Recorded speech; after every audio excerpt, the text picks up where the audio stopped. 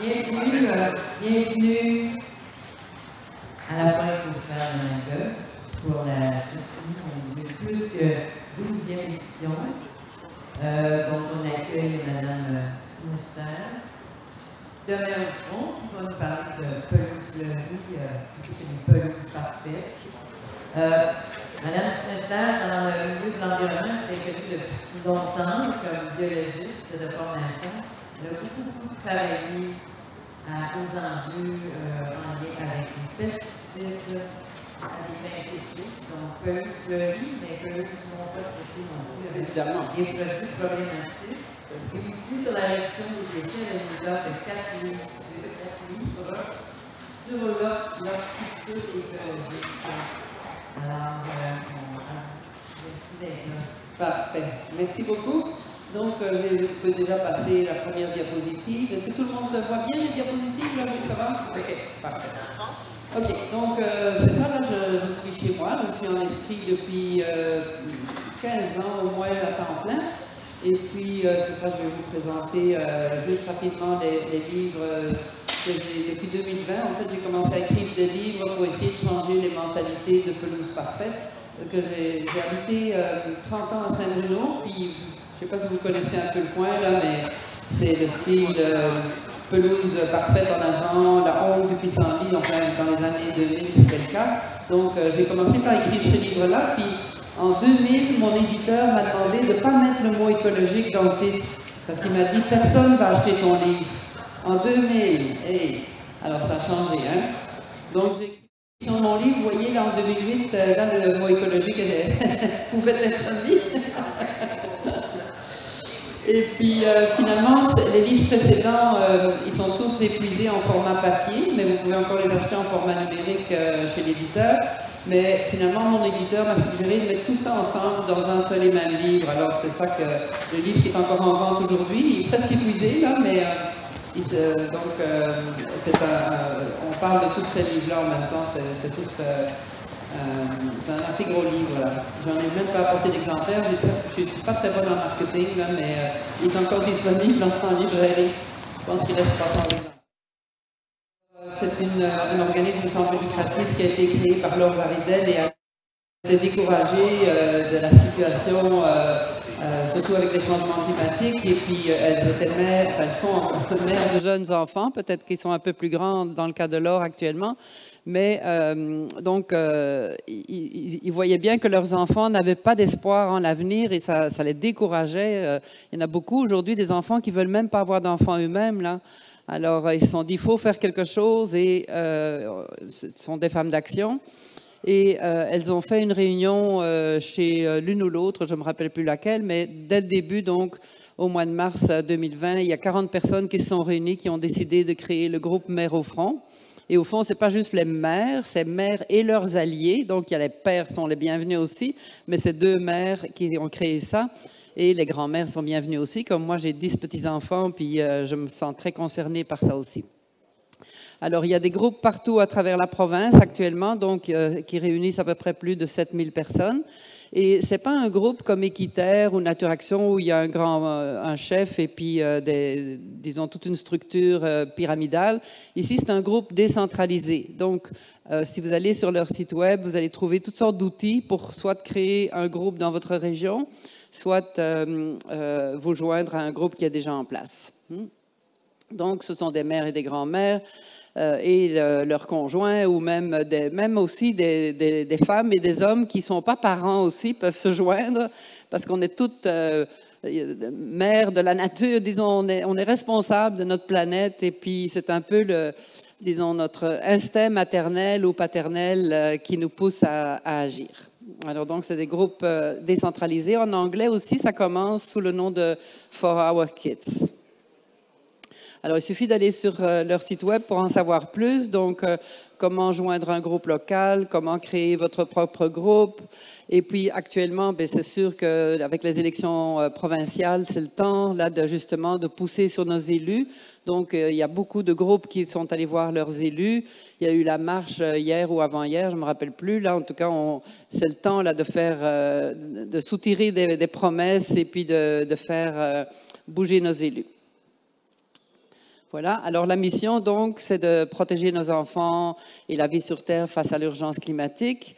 La mission demeure, c'est sûr qu'avec la pandémie, ça a un peu retardé parfois certaines choses, bien qu'on a tous appris à aller sur Teams et Zoom et tout ça, puis des fois, avec l'éloignement au Québec, des fois, ça nous a beaucoup rapprochés.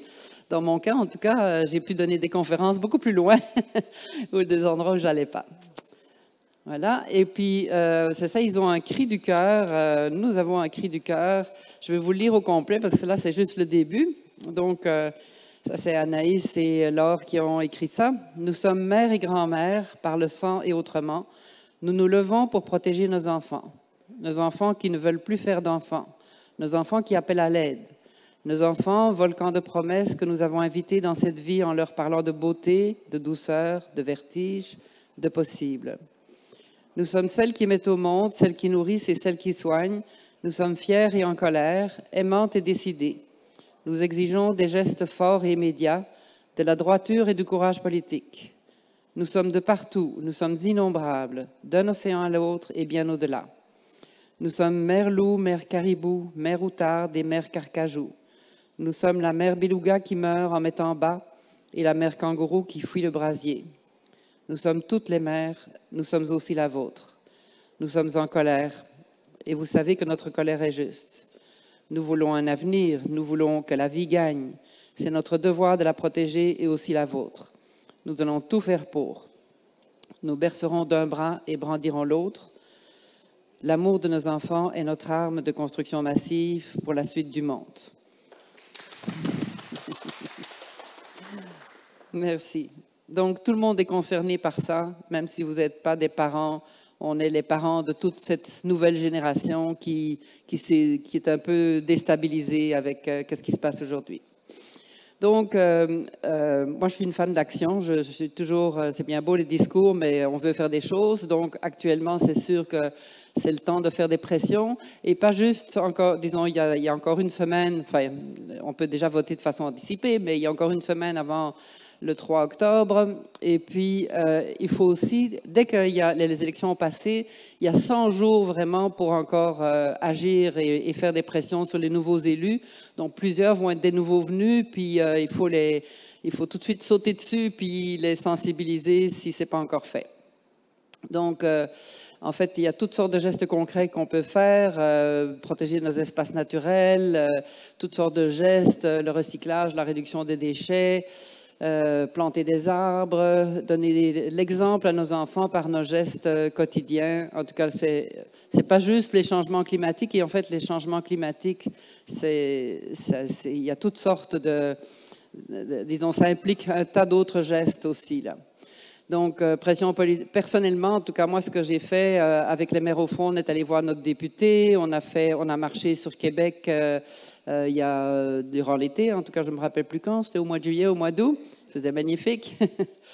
Moi, personnellement, je donne des conférences. Ma spécialité, c'est surtout l'horticulture écologique. C'est là que j'ai vraiment de l'expertise. Donc, j'ai écrit plusieurs livres que je vous ai présentés tout à l'heure. Et actuellement, je travaille sur un nouveau livre sur les pelouses fleuries. Parce que jusqu'à présent, je n'osais pas trop en parler parce que les gens n'étaient pas rendus là. Mais depuis 2 ans, il y a eu des campagnes pour protéger les abeilles et puis laisser pousser le gazon, de ne pas couper le gazon pendant le mois de mai, etc. Alors, donc là, j'ai été étonnée, surtout cette année-ci, comment les gens ont embarqué. Et donc, c'est en fait une maison d'édition française qui m'a demandé d'écrire un livre là-dessus. Alors, ça va peut-être être...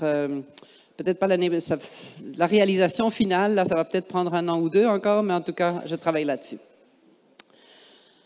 Voilà. Alors, donc, c'est ça. Moi, je vais plus vous parler de mon expertise à moi, ce que moi je fais. Au fond, c'est quoi le problème avec les pelouses parfaites là, j'imagine que vous avez des idées, là, mais je vais vous en parler un peu plus. Et comment les remplacer? En fait, d'abord, il y a différents niveaux qu'on peut changer les choses. Donc, on peut avoir des pelouses à entretien minimum qu'on fait juste tondre. C'est ce que j'ai ici à Potton. J'habite à 30 km d'ici. Puis, on passe la tondeuse à gazon. Puis, elle est minimaliste. J'ai 3 acres et demi, mais j'ai une demi-heure de tonte juste autour de la maison.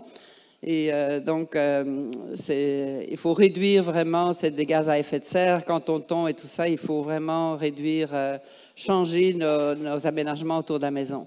Et donc là maintenant aussi, on est rendu aux pelouses fleuries.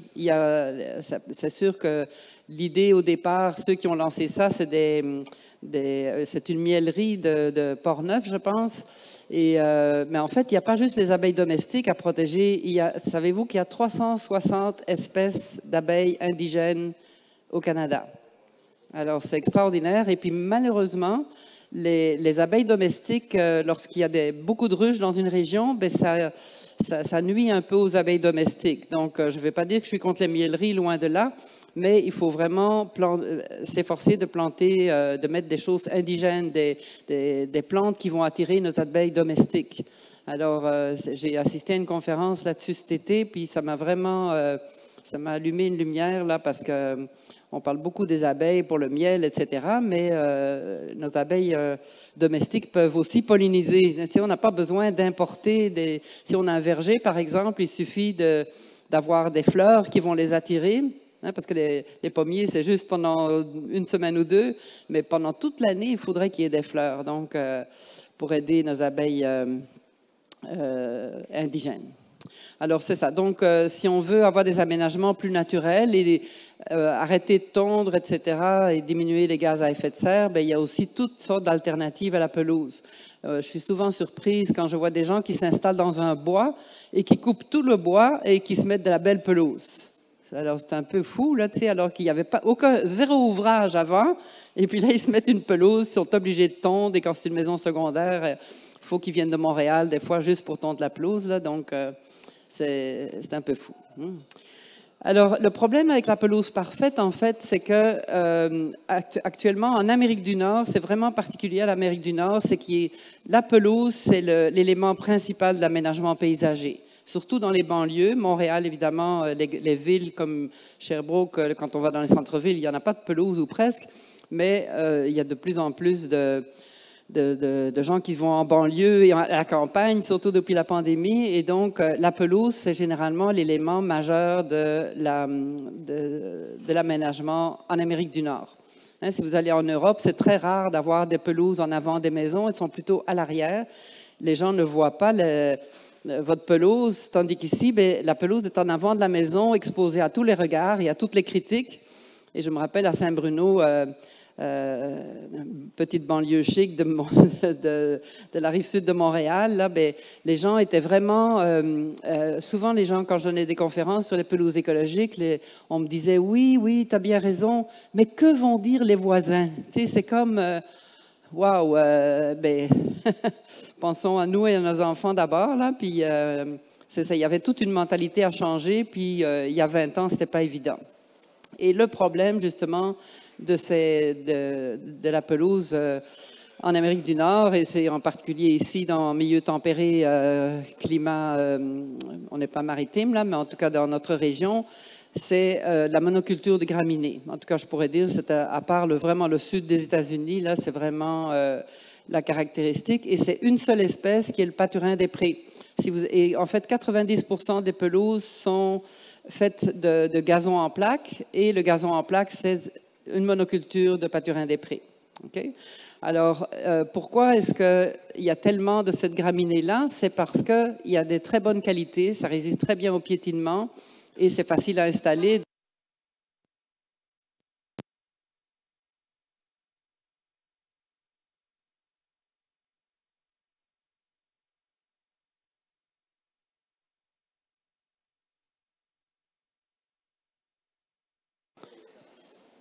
Allô, allô? Ah, voilà, c'est revenu. Merci. OK. Donc, ça fait très propre après la construction de la maison. C'est sûr que pour l'érosion et tout ça, c'est super.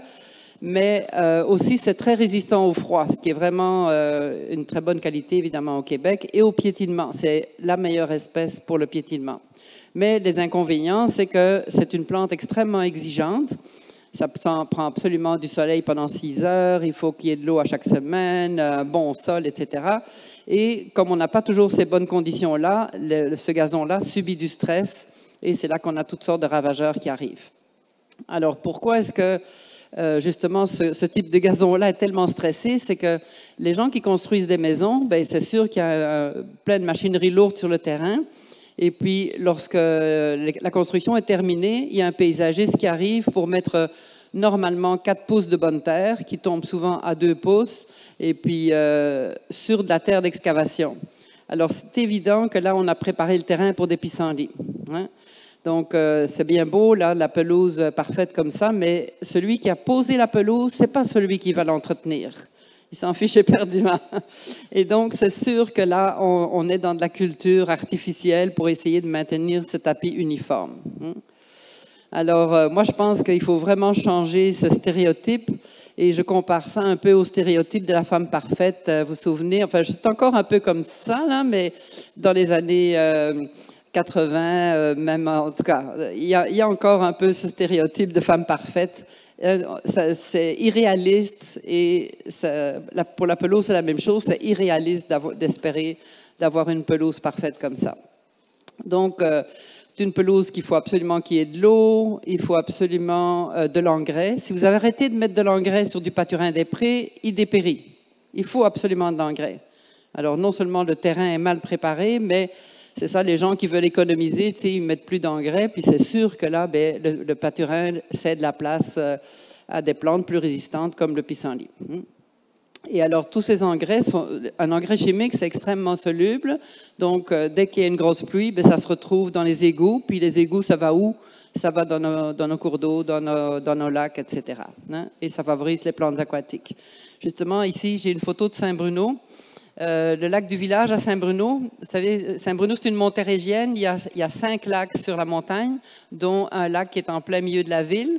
Et dans ce lac, on donnait des cours de natation dans les années 60. C'était un lac limpide. Et puis, il y a 9 égouts pluviaux qui se rendent dans le lac. Et évidemment, ben, donc, moi, je me suis battue contre ça quand on a créé Nature Action. On a demandé d'abord d'arrêter de tondre les berges, et puis ça a été toute une révolution. Les travaux publics étaient traumatisés parce qu'ils ne pouvaient plus ramasser les feuilles. En tout cas, bref, on a un peu brassé la cage de ce temps-là, là, mais heureusement, il y a des gens qui prennent la relève, là. Voilà, et les algues bleues, etc. Et malheureusement, donc, même s'il y a un code de gestion des pesticides depuis 2003, ben, en fait, c'est seulement 20 produits chimiques qui sont interdits, 20 pesticides, des produits actifs, et uniquement sur les pelouses. Donc, c'est pas grand-chose, ça, ce code-là. Donc, moi, j'espérais qu'on allait disons, on a accepté ce code-là parce qu'on s'est dit, c'est un premier pas, on va aller plus loin, mais il n'y a rien qui s'est passé. Alors, le changement de ministre, etc., là, on n'est pas très avancé. Par contre, avec Équiterre, j'ai travaillé sur le code de gestion pour l'Ontario. Eux, ils ont 90 produits interdits. Ils ont aussi un code de gestion depuis 2009 et ils sont beaucoup plus loin. Donc, actuellement, on met encore des pesticides sur nos pelouses, mais donc, si vous voyez des pissenlits qui sont toutes tordues comme ça, là, c'est évident qu'il y a un pesticide de synthèse qui a été utilisé. Mais actuellement, depuis le code de gestion, c'est seulement les professionnels qui ont le droit de le répandre. Alors, c'est évident que, je dirais quoi, 70%, au moins 50% des pelouses sont traitées par des professionnels, c'est verdure et compagnie, là. Et puis, demander c'est quoi qu'ils mettent comme produit. Les gens, souvent, ils ne demandent pas. Hein? Et alors, ils ont toutes sortes de publicités, du greenwashing. Là, nous, on est pour l'environnement et tout ça. Mais s'il n'y a pas de pissenlit sur une pelouse, c'est qu'il y a eu un pesticide sélectif. C'est évident. Puis, il n'y a rien d'efficace dans les produits naturels. Alors, c'est ça. La caractéristique, c'est les tiges qui sont tordues. Là, c'est typique de ce type de pesticide. Voilà, donc il faudrait faire des pressions pour que ça change encore, mais c'est ça, il y a tellement de choses, là, les changements climatiques, le recyclage, etc. Alors, en tout cas, moi, je travaille sur ce dossier-là, puis donc il y a plusieurs façons d'avoir une pelouse plus écologique. D'abord, donc, semer des espèces moins exigeantes que le pissenlit, accepter la biodiversité. Hein, c'est quoi le problème avec les pissenlits, finalement? On se bat contre des fleurs. Waouh! Tu sais, y a-t-il une bataille plus importante à faire aujourd'hui? Là, je crois que oui. Hein? Alors, il y a toutes sortes de façons donc d'avoir une pelouse qui est résistante aux insectes ravageurs, etc. Mais surtout, la clé, c'est la biodiversité, la hauteur de coupe, etc. Hein? Donc, il faut absolument changer d'abord le mélange traditionnel que vous achetez dans les quincailleries, etc. Ça contient ces 3 espèces-là, avec une majorité de pâturins des prés. Donc, le pâturin du Kentucky, c'est la même chose. Et d'autres espèces associées qu'on trouve dans tous les mélanges. Et en fait, donc, le problème, c'est le pâturin des prés. Il faut absolument introduire, même si vous avez déjà une pelouse établie, ben, arrêtez de mettre des engrais et elle va petit à petit dépérir. Et à chaque année, vous ensemencez avec d'autres espèces comme du trèfle, des fétuques fines, etc. Et on trouve dans le commerce des mélanges tout faits. Ça s'appelle généralement les mélanges entretien minimum. Je pense que j'ai une photo un peu, oui, j'ai une photo un peu plus loin. Mais regardez ici comment ça peut être beau. Hein? Le trèfle, c'est quoi le problème là? Ça aussi, ça attire les abeilles là. C'est bon. Puis c'est ça. On m'a déjà dit oui, mais mon enfant est allergique aux abeilles. Ben, mets des souliers pour commencer là. Puis en tout cas, pourquoi il y a tant d'allergies aujourd'hui là, c'est une autre question. Alors, oui, la photo précédente, c'était Jardin botanique de Montréal, en passant. Hein? Donc, vous voyez, il donne vraiment l'exemple dans ce coin-là. Alors, les mélanges à entretien minimum, il y a plusieurs compagnies qui en font. Et comme cette compagnie-ci fait un mélange avec trèfle et un mélange juste avec des fétuques et des espèces de graminées, mais je recommande vraiment le trèfle qui est beaucoup plus résistant à la sécheresse, entre autres. Et très, très bonne nouvelle, depuis 2 ans, il y a maintenant du gazon en plaques avec de la biodiversité. Ça, c'est génial. Parce que la majorité des gens, la majorité des gens vont quand même mettre du gazon en plaque. Donc, vous voyez ici une très belle maison avec du gazon en plaque, mais avec du trèfle. Il y a un autre mélange qui est biodiversité. Regardez ça, c'est génial, hein? Alors, il faut les encourager parce que s'il n'y a pas de demande, ils vont arrêter d'en faire. Donc, il faut vraiment les encourager. Voilà.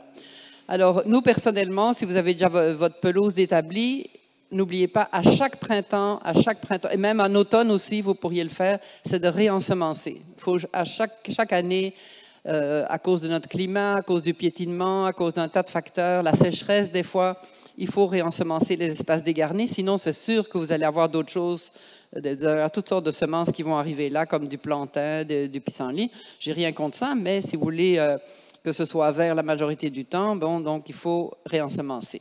Ça, c'était ma pelouse à Saint-Bruno. À Saint-Bruno, quand j'ai commencé à parler des pelouses, je me suis dit, il faut que j'ai la plus belle pelouse du quartier.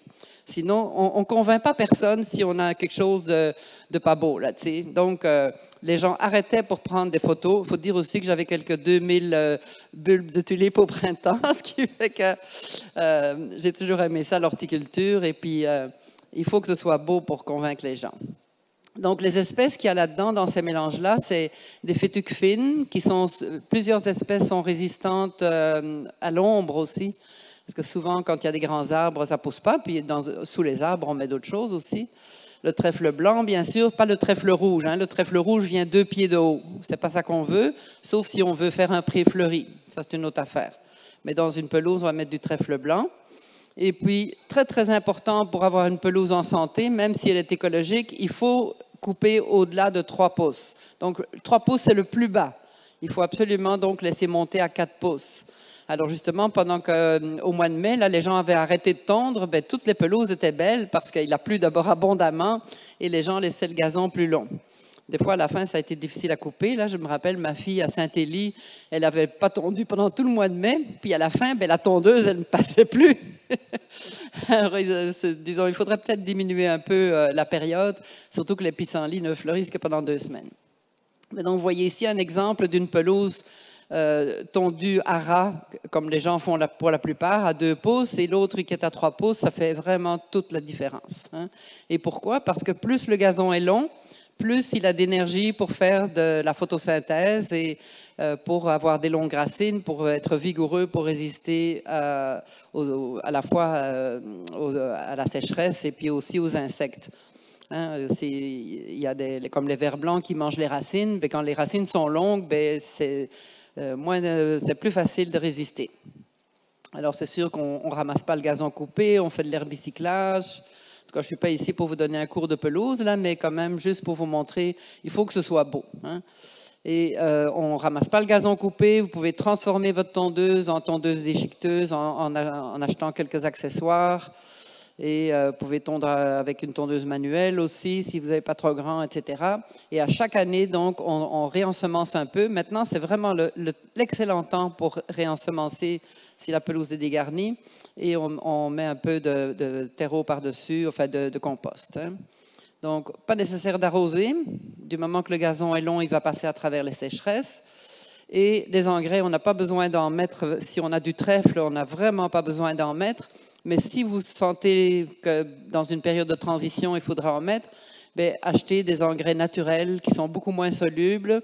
Il y a toutes sortes de compagnies qui en font. Et comment savoir que c'est un engrais naturel? D'ailleurs, vous pourrez appeler aussi la compagnie, si vous faites appel à une compagnie, demandez-leur la formule azote, phosphore, potasse. Les 3 chiffres qui sont obligatoirement sur tous les sacs d'engrais, il faut toujours que ce soit en bas de 10. Au-dessus de 10, c'est de l'engrais chimique.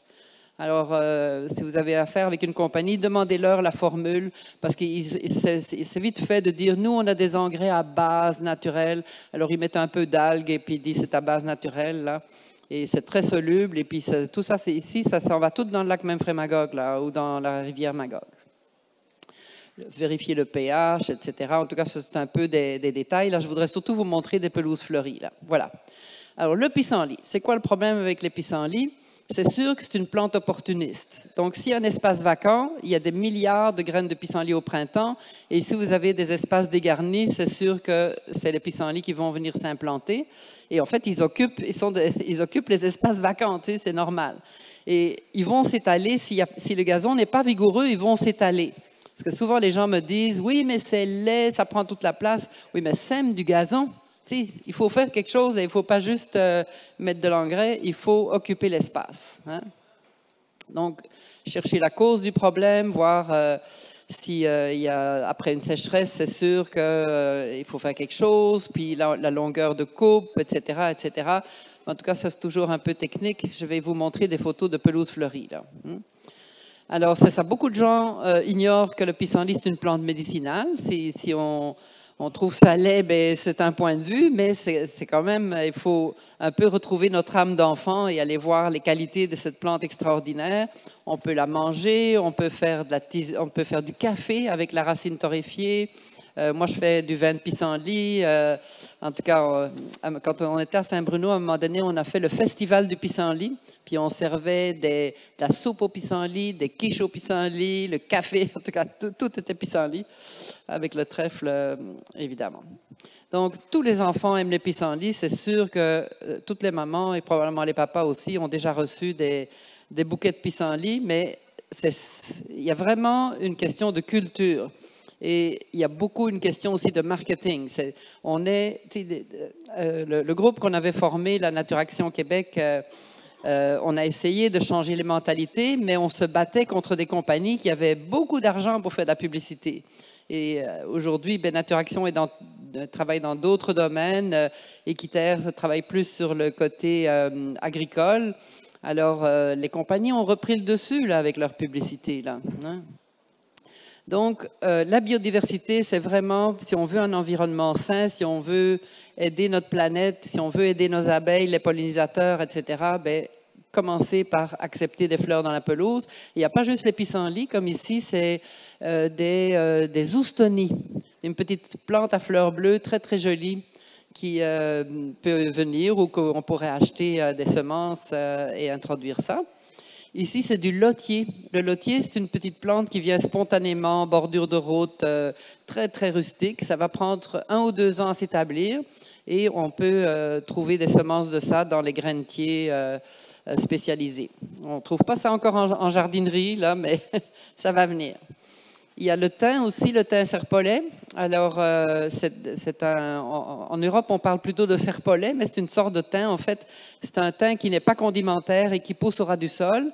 Et sur des terrains très ensoleillés, des pentes ensoleillées, c'est vraiment l'idéal. Ça va résister à 2 mois sans pluie, sans problème. Et vous pouvez l'acheter en semences ou en petits plants.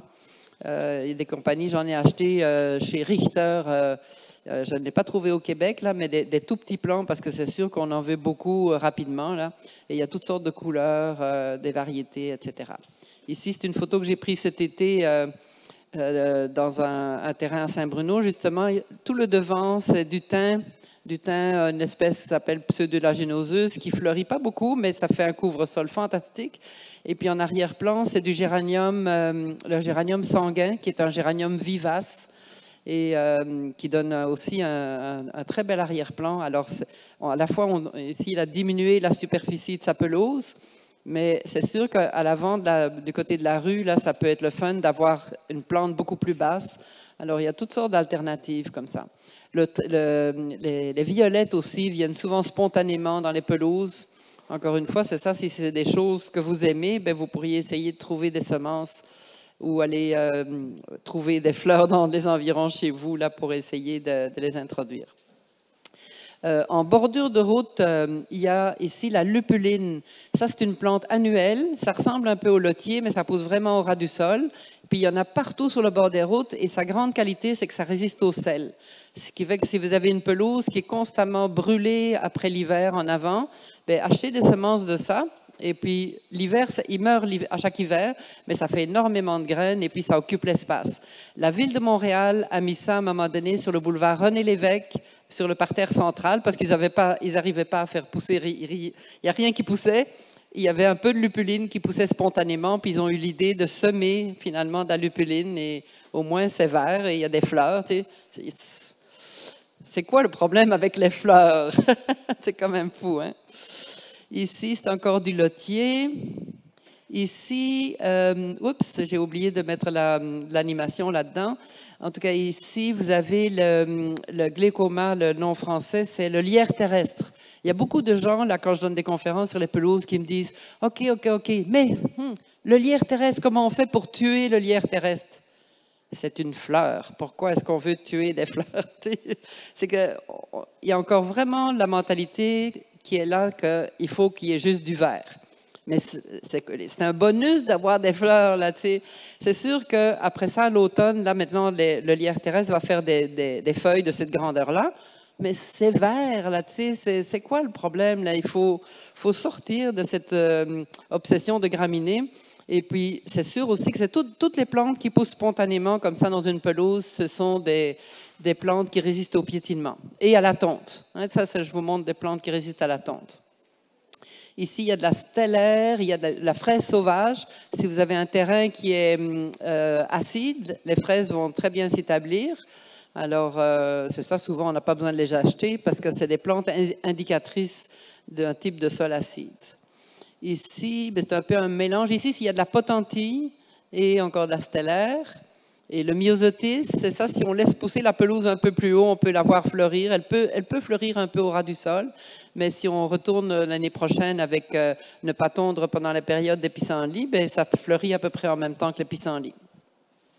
Il y a les boutons d'or, aussi la renoncule qui va pousser spontanément, qui va résister à une tonte. C'est sûr qu'on va couper les fleurs lorsqu'on tombe, mais les fleurs vont revenir. Donc, c'est ça. Laissez le gazon plus long, puis vous allez voir apparaître un tas de choses. Ici, c'est toutes des violettes. Ça, c'était chez ma fille à Sherbrooke, là. Ça ne dure pas longtemps, là. C'est vraiment printemps, mai, juin. Après ça, c'est fini, mais ça fait des belles petites feuilles après. Et aussi, si vous avez une pelouse qui est très piétinée, bien, il y a l'achillée. L'achillée millefeuille qui normalement fleurit, c'est une plante qui vient 2 pieds de haut, je dirais, 1,5 pied au moins. Mais si on la coupe, le feuillage va être là, puis ça fait un feuillage très doux. Hein, c'est des petites feuilles, millefeuilles, là, tu sais. Puis moi, j'en ai qui est venu spontanément dans ma pelouse, puis c'est super, super résistant au piétinement, puis à la sécheresse. Et à toutes les maladies ou insectes de gazon. Ici, ça, j'ai découvert cet été, je l'ai vu un peu en bordure de mon sous-bois, c'est de la véronique. Alors, je ne sais pas où on trouve des graines de ça, mais c'est venu, je vous montre toutes sortes d'exemples pour voir, vous voyez la diversité qu'on peut avoir. Hein. Ici, c'est du sédum, donc ça, c'est une plante horticole qu'on peut acheter en jardinerie. Et donc, ça fleurit surtout abondamment au printemps. On ne peut pas marcher là-dessus. On peut tondre, bien sûr, passer une fois par semaine. Mais j'ai vu ça à Magog, ici, pas loin, sur le chemin du Moulin, là, la rue du Moulin. Et ça fait une très belle floraison jaune, très, très résistant à la sécheresse, là, vous voyez. Alors, c'est ça. Tout ça pour vous dire, je ne sais pas où est-ce que j'en suis rendue avec le temps. Oups, j'ai encore le temps. Voilà. Donc, c'est ça, j'ai un neveu qui fait de la BD et puis pour mon dernier livre, je lui avais commandé ce dessin. Alors, pour nos enfants, est-ce qu'on veut un environnement comme ça, stéréotypé ou qui exige de l'arrosage, des pelouses énormes, puis où les enfants ne peuvent même pas jouer sur le terrain? Ou est-ce qu'on veut un environnement où les enfants peuvent s'asseoir dans le gazon, où les chiens et les chats peuvent manger le gazon? C'est clair et net que... en tout cas, j'espère que vous êtes de mon avis, que c'est plus le fun un environnement comme ça. Voilà. Alors, autre chose que de la pelouse aussi, parce que malgré tout, même si c'est une pelouse fleurie, il faut tondre. Donc, on peut avoir d'autres choses que de la surface gazonnée. Et surtout, une fois souvent dans les banlieues, les gens plantent des arbres la première année et tout ça. Puis, après quelques années, ben là, la pelouse n'est plus du tout au soleil. Le pâturin des prés demande 6 heures d'ensoleillement par jour, sinon il dépérit. Et la plupart des graminées, d'ailleurs, c'est ça qu'ils vont vouloir faire. Donc, il y a toutes sortes de couvre-sols et ça élimine la tondeuse à gazon. C'est sûr que ce n'est pas fait pour marcher dessus. La plupart des couvre-sols, c'est décoratif. Donc, c'est pour ça que nous, on s'est gardé un minimum de pelouse parce que quand les petits-enfants viennent, ben, ils veulent jouer au ballon, puis on veut s'asseoir dans le gazon, etc. T'sais. Mais les couvre-sols, ça occupe quand même beaucoup d'espace. Hein.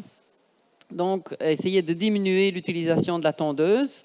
Et justement, je reviens avec le trèfle qui peut ne pas être tondu pendant tout l'été. On peut laisser, ça pousse quand même, même le trèfle blanc, ça vient au moins 4-5 pouces de hauteur. On peut le laisser tout l'été, mais il faut tondre une fois par année. Sinon, vous allez avoir la forêt qui va revenir.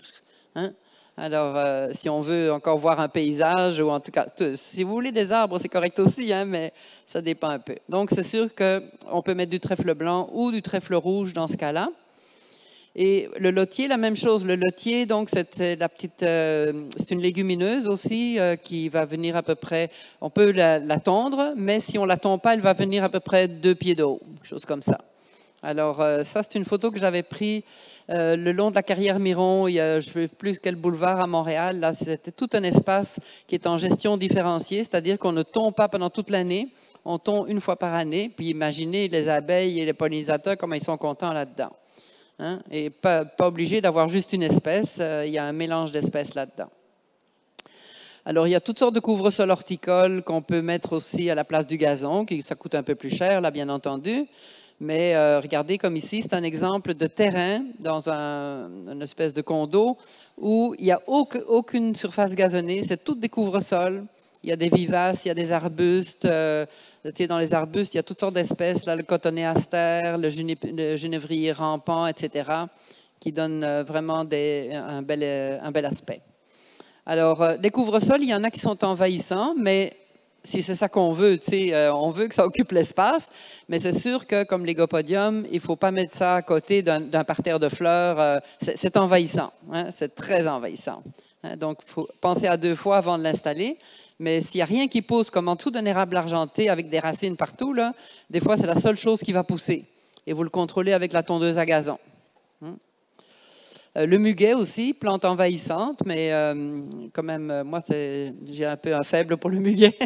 Mais ça va être moins beau à la fin de l'été, là, mais c'est quand même quelque chose qui peut devenir très, très beau. Alors, d'autres couvre-sols très, très jolis qui vont être beaux toute l'année. La bugle rampante ou ajuga, donc c'est le nom latin, ajuga, qui a aussi des variétés avec un feuillage panaché. Le lamier, qui a de très belles espèces, sous-espèces aussi. Moi, j'en ai mis, je pense, une dizaine de plants chez moi il y a 20 ans. Et là, ça s'est ressemé partout. Je pense que c'est les pollinisateurs qui ont déménagé ça partout. En tout cas, j'en ai partout à la fondation de ma maison. Là, c'est super le fun. D'autres exemples de couvre-sol, l'alchemie, le manteau de Notre-Dame, la pervenche, ça c'est une de mes préférées. Voilà, la pachysandre, ça c'est une espèce qui garde comme la pervenche aussi, ça garde ses feuilles en hiver. Et donc, enfin, on ne la voit pas en hiver, mais dès le printemps, dès le dégel, on voit les feuilles qui sont là. L'amiastrum qu'on met souvent dans les aménagements, dans les corbeilles en été, là, ben, vous pouvez les récupérer, les planter. Et puis des espèces pour le soleil, le géranium dont j'ai montré une photo tout à l'heure, géranium sanguin. Ici, moi j'ai un condo ici à Magog. En avant du condo, il y a une pente quasiment à 45 degrés. Puis l'entrepreneur enfin celui qui a fait le paysagement, ils ont mis du gazon, tu sais, pâturage du Kentucky. Là, je suis en train de tout remplacer ça par des espèces résistantes à la sécheresse. Alors, la joue-barbe, donc ça prend un peu plus de temps à s'établir, là, mais c'est toutes des espèces pour le soleil. Une espèce super aussi, c'est la coronie. Ça résiste très bien au froid. Je pense que c'est zone étroite. Et on trouve seulement en graines, on ne trouve pas des petits plants, mais encore une fois, je ne sais pas s'il y en a ailleurs. Moi, j'en ai trouvé chez Richter, d'une compagnie de semences qui se spécialise dans les plantes médicinales et les fines herbes et tout ça. Et ils ont toutes sortes d'espèces qu'on ne trouve pas ailleurs. Alors, ça ne coûte pas cher, les semences, et on peut semer à la volée ou les partir en plan chez nous, et ça fait des jolies fleurs roses en été. Ça vient à peu près 2 pieds de haut. Ça, c'est l'idéal pour un endroit qu'on ne peut pas tondre. Comme en arrière de mon condo, là, on a un stationnement, puis il y a une pente encore à 45 degrés. Et puis, pendant 10 ans, ben, ils ont tondu ça avec le weed eater, là. Mais d'abord, c'était très dangereux d'aller sur ce talus-là. Et puis, la terre déboule, là. Alors là, depuis 2 ans, j'implante cette espèce-là, puis ça fait pas mal plus joli. Mais j'ai dû convaincre mes copropriétaires, là, ce qui n'a pas été évident, là, parce qu'il y a toujours cette idée que la pelouse, c'est le nec plus ultra, là, mais ça ne marche pas partout, là, la pelouse. Des arbustes couvre-sol aussi, cotonéaster, les genévriers. Et mon préféré, c'est le cyprès russe ou le microbiota en latin. Et le microbiota, c'est une plante qui va à la fois à l'ombre, au soleil, très résistant à la sécheresse.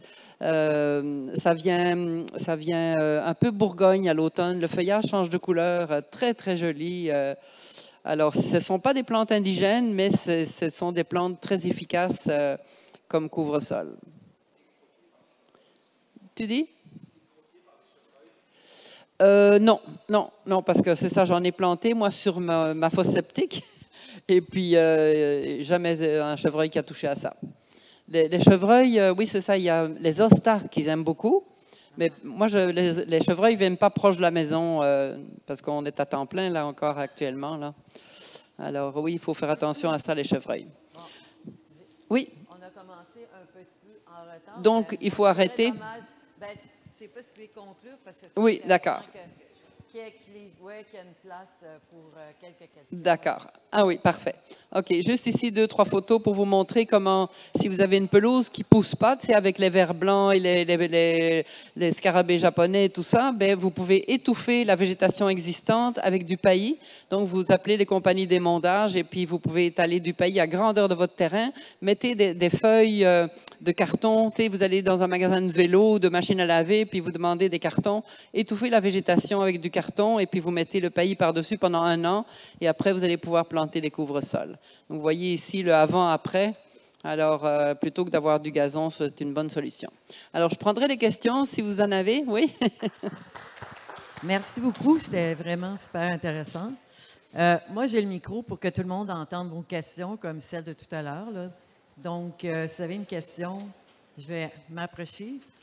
Oui.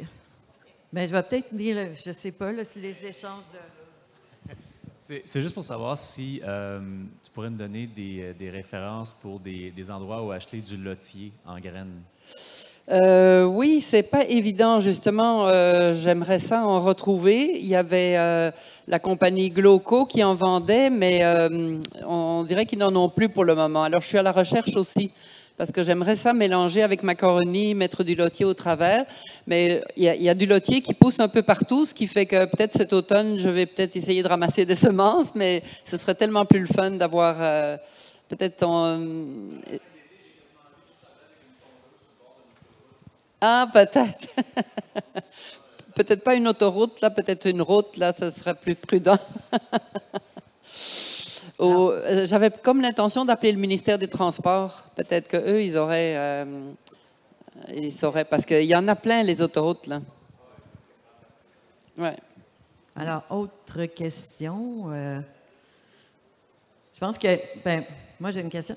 Il y a aussi comme on disait, l'enjeu de sensibilisation des gens pour qu'ils aillent vers d'autres solutions que la pelouse parfaite. Mais à un moment donné, il y avait des enjeux réglementaires aussi, c'est-à-dire ce qu'on peut mettre en façade avec les municipalités par rapport à ce qu'on peut planter ou pas. Donc, la pelouse verte versus mettre autre chose. Alors, ça a beaucoup évolué. On voit qu'il y a une grande variété maintenant. Mais est-ce qu'il y a encore des enjeux réglementaires aussi? Mais je pense que s'il y a encore des municipalités qui ont des règlements rétrogrades, j'appellerais, il suffit de se mobiliser et puis d'arriver au conseil municipal. Et je pense qu'avec la tendance qu'il y a justement de protéger les pollinisateurs, ce ne serait pas difficile de changer ça. Mais effectivement, quand j'ai commencé à parler de pelouse naturelle et tout ça, et de prés fleuris, il y avait des municipalités qui interdisaient d'avoir plus. Il ne fallait pas que la végétation dépasse 30 pouces ou une affaire de même. Là. En tout cas, il y avait des réglementations assez sévères, mais ça a changé. Là. Ce ne serait pas difficile de convaincre nos élus. Tant mieux. Donc, je ne sais pas si... Là, cette année, on avait vraiment vu qu'il y a une belle progression. Là, Moi, j'ai été surpris de cette année spécifiquement, là. Je présume que ça a été le message est bien passé par rapport au pissenlit. Puis il y a même plein de gens qui ont laissé leur gazon pousser tout l'été. J'en ai vu beaucoup à Sherbrooke. Là. Ouais. Puis je me demandais un peu tu sais, si par exemple quelles seraient les façons, est-ce que ce serait au niveau des municipalités par exemple pour de la gestion de voisinage, parce que je présume que ça peut aussi générer des petits problèmes. Et, en fin de saison, quand il s'agit de tailler tout ça, moi j'en ai laissé une partie pousser tout l'été. Actuellement, j'ai des astères de Nouvelle-Angleterre. Là, je ne sais pas d'où elles sortent, mais elles ont poussé. C'est quoi? Il faut faucher ça. Il faut... je veux récupérer la pelouse l'année prochaine puis le laisser repousser éventuellement, mais quelle serait la meilleure solution selon vous? Ce serait de le faucher? Mais en fait, donc, si on veut garder une pelouse le reste de l'été, parce que là, la campagne cette année-ci, c'était de pas tondre pendant tout le mois de mai. Oui. Alors d'abord, je trouve que c'est trop long, tout un mois, parce que c'est très difficile de passer avec une tondeuse. Oui. Fait que ma fille a été obligée de louer un weed eater, là, parce qu'il n'est pas évident, et c'est l'eau, etc. Donc moi, je vais parler à ces gens-là qui ont lancé cette campagne pour qu'on mette 2 semaines, et puis pendant la période des pissenlits, parce que vous allez au lac Saint-Jean ou en Gaspésie, les pissenlits ne fleurissent pas à la même période. Moi, j'étais en Gaspésie début juin, c'était la pleine floraison des pissenlits. Donc, il faudrait peut-être mettre 2 semaines pendant la floraison et puis après, encourager les gens à accepter d'autres fleurs aussi, justement, parce qu'il y a plein d'autres fleurs, comme je vous ai montré, qu'on pourrait mettre. Et puis, quand vous parlez des astères, ça, c'est vraiment des plantes qui viennent 2-3 pieds tout l'été. OK. OK. OK.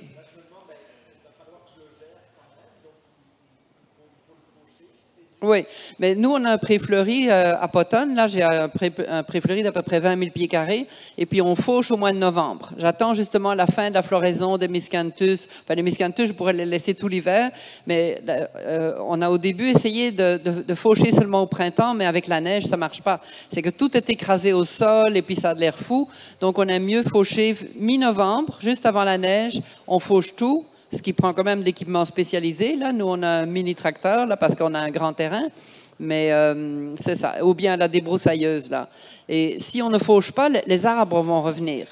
Alors, si on veut garder quand même un aspect de prairie ou éventuellement revenir à la pelouse, il faut faucher. Alors, nous, on ramasse rien. On fauche, on laisse tout au sol. Ça a l'air fou, mais la neige arrive bien vite, puis c'est pas grave, là. Et au printemps, tout revient. Je ne l'ai pas encore fait, mais à chaque année, je me dis, il faut que je prenne une photo à chaque semaine parce que ça change de semaine en semaine. Au début, c'est ben, j'ai des jonquilles à travers ça, là, des petites jonquilles sauvages. Enfin, sauvages, non, mais disons qui naturalisées. Puis, il y a toutes sortes de petites fleurs printanières qu'on peut mettre. Puis après, c'est les pissenlits. Puis après ça, j'ai des lupins. Puis... mais c'est ça. Là, cette année-ci, je suis allumée sur les plantes indigènes. Je regrette un peu de ne pas avoir mis plus de plantes indigènes là, pour les abeilles indigènes. Mais c'est ça. On apprend de nos erreurs. Hein? OK. Bien, merci beaucoup. Si vous restez encore quelques minutes, peut-être tout près de l'entrée, si les gens ont d'autres questions, merci. Parce qu'il y a d'autres intervenants là, qui vont parler de la maison écologique. Alors, est-ce que c'est vous, par exemple? Non? OK. Mais, donc, en tout cas, on va les installer. Merci d'être venu m'encourager. Puis, on va surveiller la publication de votre nouveau livre où vous allez avoir plein de suggestions comme ça, j'imagine. Oui, normalement, il devait sortir au mois de septembre 2023, mais je ne pense pas que je vais être prête. Surtout, j'avais demandé à mes amis européens de prendre des photos, mais là, il a fait tellement sec qu'il n'y a personne qui avait de pelouse. Merci beaucoup. Bonne fin de semaine.